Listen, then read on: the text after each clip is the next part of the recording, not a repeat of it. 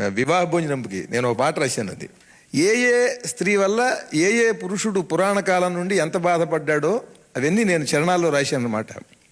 కైక మాట విని కాకరేగి పరలోకమేగే ఒకడు, అంబ దెబ్బ తిని పంబరేగి ఉదకంబు తాగెనొకడు, ఇంద్రదేవునికి ఇంతి వల్ల ఒళ్ళంత చెడినదపుడు, తార వల్ల మన పూర్ణచంద్రుడికి తాత లేచెనపుడు, చిత్రాంగి బలి పెట్టే సారంగుని అప్సరస చెరిపింది రాజర్షిని, కావ్యాలు గ్రంథాలు తిరగేసిన ఇతిహాస డ్రామాలు వడపోసిన, గయ్యాళి దయ్యాలు ఒళ్ళోని బెళ్ళాలు మగవాళ్ల ప్రాణాలు తీసేటి భూతాలు, అమ్మమ్మో ఆడోళ్ళు రాండోళ్ళు ఆనోళ్ళు కలిసిన సుఖమిక సున్న, నరకమునను పడకన్నా చిన్న కన్నా పొద్దురా, వివాహం నాటకమన్నా కాపురం బూటకమన్నా సమస్తం నాశనమన్నా, పెళ్లి రోజుతో ఇల్లేమో ఇరకటమంట పెళ్ళామే మరకటమంట, బ్రతుకంత చింత